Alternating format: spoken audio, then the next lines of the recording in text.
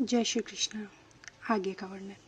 आधुनिक मनुष्य ने चंद्रमा तक पहुंचने के लिए कठोर संघर्ष किया है, लेकिन उसने अपने आध्यात्मिक उत्थान के लिए कठिन प्रयास नहीं किया। यदि किसी के जीवन में 50 वर्ष और बाकी हैं, तो उसे चाहिए कि उस थोड़े से समय को भगवान का स्मरण करने के अभ्यास में लगाए। यह अभ्यास भक्ति योग है। ये 9 विधियां हैं, जिनमें से श्रवण सबसे सुगम है। भगवद गीता का किसी स्वरूप सिद्ध व्यक्ति से श्रवण उस व्यक्ति को भगवान के चिंतन की ओर मोड़ देगा।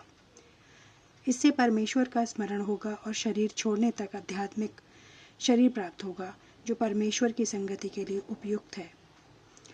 भगवान आगे भी कहते हैं, हे अर्जुन, जो व्यक्ति पथ पर विचलित हुए बिना अपने मन को निरंतर मेरा स्मरण करने में व्यस्त रहता है या रखता है और भगवान के रूप में मेरा ध्यान करता है, वह मुझको अवश्य प्राप्त होता है।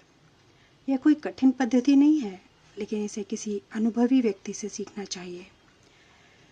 तद्वित ज्ञानार्थ स गुरु मेवा भिक्षेत। मनुष्य को चाहिए कि जो पहले से अभ्यास कर रहा है उसके पास जाए। मन सदैव इधर उधर भटकता रहता है, किंतु मनुष्य को चाहिए कि मन को भगवान श्री कृष्ण के स्वरूप पर या उनके नामोच्चारण पर केंद्रित करने का अभ्यास करे। मन स्वभावतः चंचल है, इधर उधर जाता रहता है, लेकिन यह कृष्ण की ध्वनि पर स्थिर हो जाता है। इस प्रकार मनुष्य को परम पुरुषम अर्थात दिव्य लोक में भगवान का चिंतन करना चाहिए और उनको प्राप्त करना चाहिए। चरम अनुभूति या चरम उपलब्धि के साधन भगवद गीता में बताए गए हैं। इस ज्ञान के द्वार सबके लिए खुले हैं, किसी के लिए रोक टोक नहीं है। सभी श्रेणी के लोग भगवान कृष्ण का चिंतन करके उनके पास पहुंच सकते हैं, क्योंकि उनका श्रवण तथा चिंतन हर एक के लिए संभव है। भगवान आगे भी कहते हैं, इस तरह भगवान कहते हैं कि वैश्य पद्धति पतित स्त्री या श्रमिक अथवा अघमय योनि को प्राप्त मनुष्य भी परम को पा सकता है। उसे अत्यधिक विकसित बुद्धि की आवश्यकता नहीं पड़ती।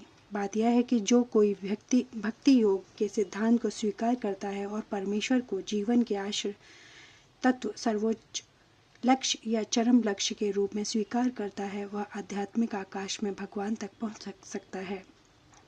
यदि कोई भगवद गीता में बताए गए सिद्धांतों को ग्रहण करता है, तो वह अपना जीवन पूर्ण बना सकता है, जीवन की सारी समस्याओं का स्थायी हल पाता है। यही पूरी भगवद गीता का सार है।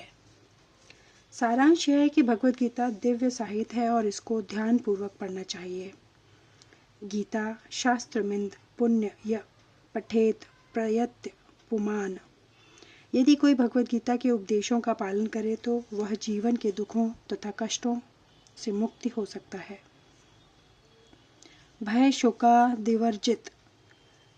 वह इस जीवन में सारे भय से मुक्त हो जाएगा और उसका अगला जीवन आध्यात्मिक होगा। एक अन्य लाभ भी होता है।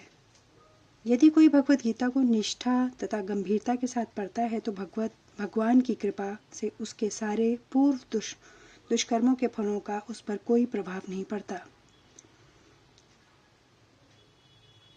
गीता महात्म्य भगवान भगवद गीता के अंतिम अंश में जोर देकर कहते हैं, सब धर्मों को त्याग कर एकमात्र मेरी ही शरण में आओ, मैं तुम्हें समस्त पापों से मुक्त कर दूंगा, तुम डरो मत। इस प्रकार अपनी शरण में आए भक्त का पूरा उत्तरदायित्व भगवान अपने ऊपर ले लेते हैं और उसके समस्त पापों को क्षमा कर देते हैं। मनुष्य जल में स्नान करके नित्य अपने को स्वच्छ कर सकता है, लेकिन यदि कोई भगवद गीता रूपी पवित्र गंगा जल में एक बार भी स्नान कर ले तो वह भौतिक जीवन की मलिनता से सदा सदा के लिए मुक्त हो जाता है।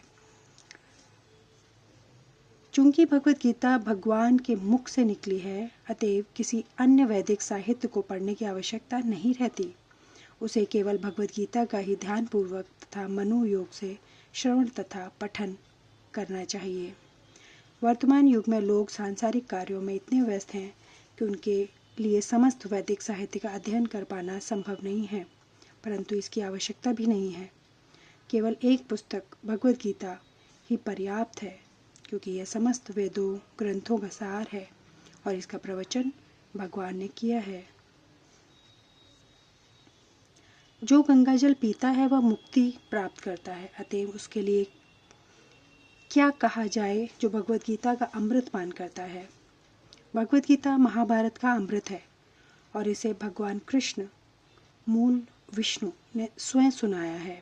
भगवत गीता भगवान के मुख से निकली और गंगा भगवान के चरण कमलों से निकली है। निसंदेह भगवान के मुख तथा चरणों में कोई अंतर नहीं है, लेकिन निष्पक्ष अध्ययन से हम पाएंगे कि भगवत गीता गंगा जल की अपेक्षा अधिक महत्वपूर्ण है। यह गीतोपनिषद भगवत गीता जो समस्त उपनिषदों का सार है, गाय के तुल्य है और ग्वाल बाल के रूप में विख्यात भगवान कृष्ण इस गाय को दूह रहे हैं। अर्जुन बछड़े के समान है और सारे विद्वान तथा शुद्ध भक्त भगवत गीता के अमृतमय दूध का पान करने वाले हैं। आज के युग में लोग एक शास्त्र, एक ईश्वर, एक धर्म तथा एक वृत्ति के लिए अत्यंत उत्सुक हैं। अतएव शास्त्र देवकी पुत्री गीतम केवल एक शास्त्र भगवत गीता हो जो सारे विश्व के लिए हो। एको देवो देवकी पुत्र एवं सारे विश्व के लिए एक ईश्वर हो श्री कृष्ण। एको मंत्रस्य तस्य नामानि यानी, और एक मंत्र एक प्रार्थना हो उसके नाम का कीर्तन करें।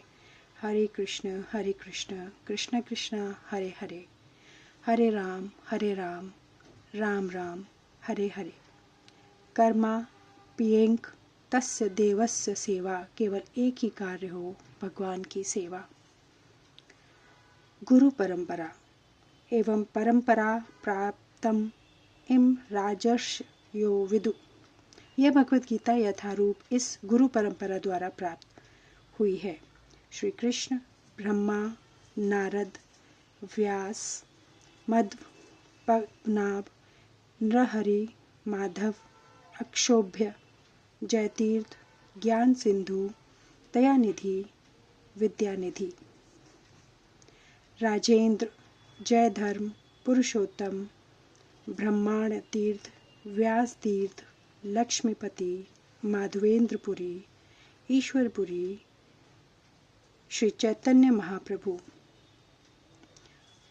रूप स्वरूप सनातन, रघुनाथ जीव, कृष्णदास, नरोत्तम, विश्वनाथ, बलदेव, जगन्नाथ, भक्ति विनोद, गौर किशोर, भक्ति सिद्धांत सरस्वती, AC भक्ति वेदांत स्वामी प्रभुपाद। आगे के वीडियो में अध्याय शुरू करेंगे और आप सब से निवेदन है कि आप इसको सुने। मैं सिर्फ आप लोगों के लिए ही पढ़ रही हूँ, अपने लिए पढ़ रही हूँ, लेकिन मैं चाहती हूँ पढ़ते हुए आप सब भी सुने जो लोग पढ़ने में समय नहीं दे सकते या पढ़ नहीं सकते हैं। जय श्री कृष्ण।